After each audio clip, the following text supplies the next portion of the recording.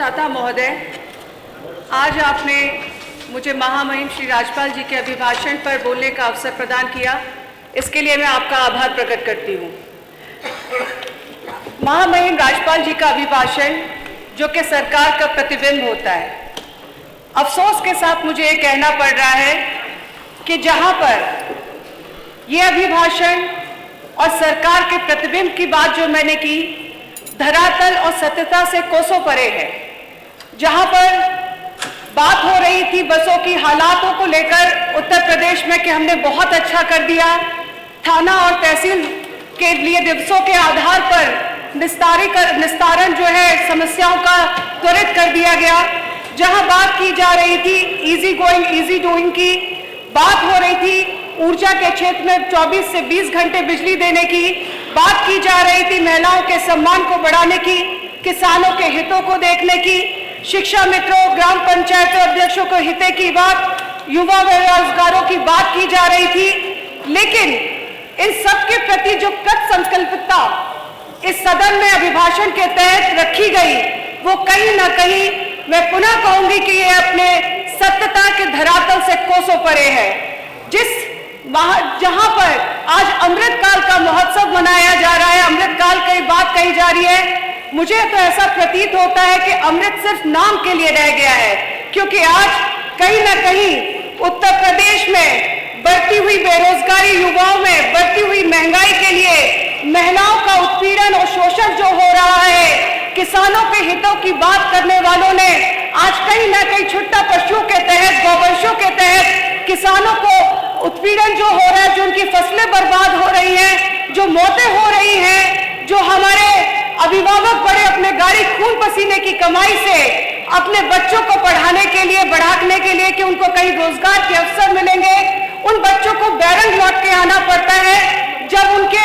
सामने आता है कि वहां पे वापस उनके आज कहीं ना कहीं एग्जाम पोस्टपोन किए जाते हैं, तो मुझे तो ऐसा प्रतीत होता है कि जहां पर ऊर्जा में भी 24-20 घंटे की बात के बाद 10 और 12 घंटे भी ऊर्जा नहीं मिल पा रही है, उसकी आपूर्ति पूरी नहीं हो पा रही है। मैं विशेष तौर पर बात करूंगी अपने क्षेत्र विधानसभा सोनी में, जहां पर मैं पिछले जब सदन चलने से पहले जब यहाँ आई और क्षेत्र में भ्रमण कर रही थी, उस दौरान ऐसा देखा गया कि जो Kaila Devi feeder, Khidni feeder, Tanda feeder, Echora Kambo feeder, जहां पर हातिम सराय का फीडर, टांडा कोटी फीडर है, इन फीडरों पर 3-3 दिनों में वहां से लगे हुए सटे हुए गांव में के 3 दिन के अंदर केवल 4 घंटे मात्र बिजली उन्हें मिल रही है। तो कहां है वो ऊर्जा की आपूर्ति की बात की सत्यता? मुझे कहने में कहीं गुरेज नहीं कि ये अमृत काल में उत्तर प्रदेश की जनता को इस बढ़ती हुई महंगाई, बेरोजगारी और छुट्टा पशुओं की मार, किसानों के साथ हो रहे एमएसपी का न निर्धारण होना, गन्ना किसानों को उनका समय पर भुगतान ना हो पाना, गन्ना की कीमतों के न बढ़ पाने से, सड़कों की मरम्मत ना हो पाने से कहीं ना कहीं ये विषपान उत्तर प्रदेश की जनता को पीना पड़ रहा है। कल हमारे एक माननीय सदस्य कह रहे थे, वो बोल रहे थे कि पिछली सरकारों की बहुत बातें कर रहे थे। आज मैं ये कहना चाहती हूँ कि जिन पिछली सरकारों की बात कर रहे थे, जब आपकी सरकार आई और आपकी सरकार आने पर जहां पर आपका शपथ ग्रहण समारोह हुआ, कोई कौन अगर किसी ने बनाया तो माननीय अखिलेश यादव जी की सरकार में बनकर खड़ा हुआ है। और आप बात कर रहे हैं जहां पर 100 डायल के लिए आप अपने आप को प्रफुल्लित होते हैं ये कहते हुए कि हमें सम्मान मिल गया, लेकिन वो 100 डायल जिसका नाम आपने 102 कर दिया, वो देने वाला भी कोई और नहीं, माननीय अखिलेश यादव जी और समाजवादी पार्टी की सरकार है। आप बात करते हैं जहां पर अस्पतालों की आपसे पूछा जाता है, तो इस उत्तर प्रदेश में आज मौजूदा सत्ता में बैठी सरकार ने कहीं कोई नया अस्पताल नहीं दिया, लेकिन इसी लखनऊ में एक कैंसर इंस्टीट्यूट बनाया जाता है, समाजवादी पार्टी की सरकार में बनाया जाता है, लेकिन अफसोस कि आप उस कैंसर इंस्टीट्यूट के लिए धन आवंटन भी नहीं ढंग से कर पाते, उसका रखरखाव नहीं कर पाते, क्योंकि मुझे लगता है विपक्ष का तो केवल काम ही हो गया है आरोपों को लगाना। और उसी बातों पे मुझे 2 पंक्तियां याद आती है, औरों के ख्यालात की लेते हैं तलाशी, औरों के ख्यालात की लेते हैं तलाशी और अपने गिरेबान में झांकना आता।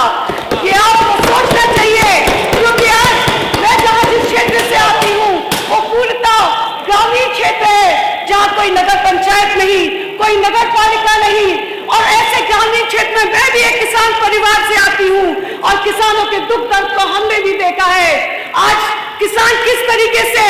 आवारा पशुओं के तहत वो एक टाइम पर अपनी फसल उसकी जब बर्बाद होती है, बेटियों की शादियों पढ़ने के सपने देखने वाले के सपने टूट जाते हैं। कहीं पर पशुओं के द्वारा जब उनकी मौतें हो जाती उन छुट्टा पशुओं से, तो कहीं ना कहीं उनका परिवार बेसहारा और बेघर हो जाता है। और कहीं ना कहीं आपको ये भी सोचना होगा कि इन किसानों के साथ उनका जब तक एमएसपी का, मेरे विधानसभा क्षेत्र में जहां बहुत ही पैदावार आलू की होती है, आज किसान को मजबूर होना पड़ा कि अगर निर्धारित हो जाता तो 350 रुपए में कट्टे को कर नहीं बेचना पड़ता, लेकिन आज आपका एमएसपी निर्धारित नहीं है, तो आज किसान भी अपने आप को ठगा सा महसूस कर रहा है।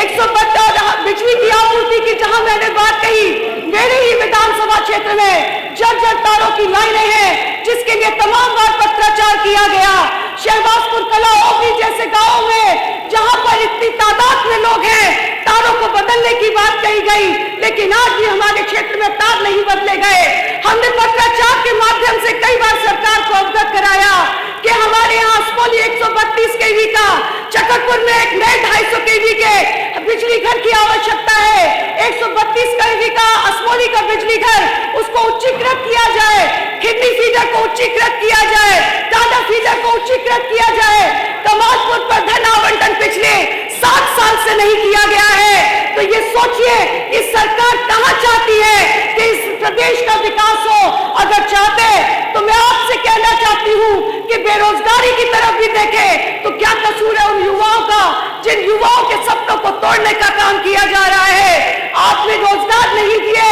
आज दर दर भटक रहे हैं, शिक्षा मित्रों को समायोजित नहीं किया, उनके परिवार के आंसुओं को नहीं देख पा रहे। और मुझे लगता है कि एक आंसू भी अगर आपने देख लिया होता, एक आंसू भी हुकूमत के लिए खतरा है, एक आंसू भी हुकूमत के लिए खतरा है। तुमने देखा नहीं आंखों का समंदर का होना। आप लोग इस तरह से अपने आप में संवेदनहीन हो गए हैं। मैं आपसे अपने जो है भाषण में मैं आखिरी में आपसे मांग करती हूँ कि मेरे क्षेत्र में जहाँ पे शिक्षा का अभाव है, जहाँ शिक्षित होना बहुत अति आवश्यक है, मेरे द्वारा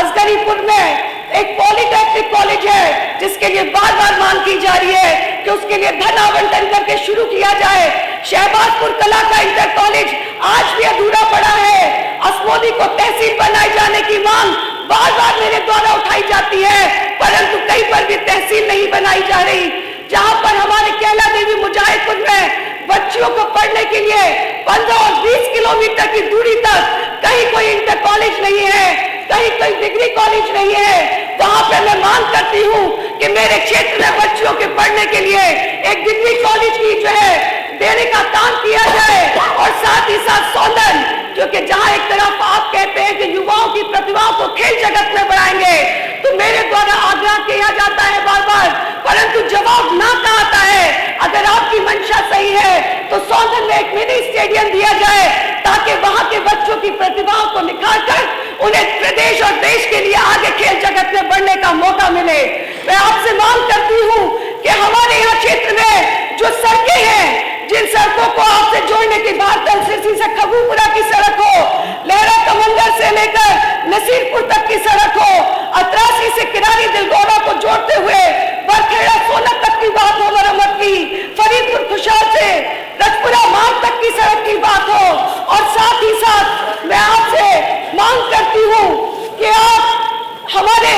विधानसभा क्षेत्र में जहां पर अस्पताल कैला देवी मुजाहिदपुर का है, उस अस्पताल में एक्सरे मशीन, खून की जांच और अन्य जांचों की मशीनों को भी उपलब्ध कराएं, ताकि हमारे क्षेत्र के लोगों को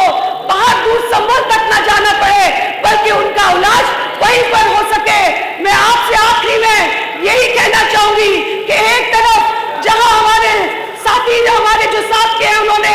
उत्तर प्रदेश की तस्वीर के बदलने की बात कही थी, तो मैं कहना चाहती हूँ ये कैसी बदली हुई तस्वीर है उत्तर प्रदेश की, जहां पर धर्म और जातियों के तरह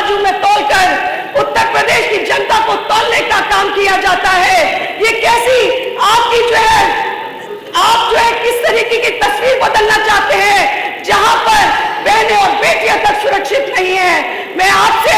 यही कहना चाहूंगी, जो लोग केवल ये सोचते हैं कि सरकार अच्छा काम कर रही है, मैं आखिरी में बस अपनी बात कह के विराम दूंगी कि अर्ज किया है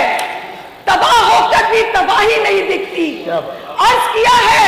तबाह होकर तबाही नहीं दिखती, ये अंधभक्ति है जनाब, इसकी कोई तबाही नहीं दिखती।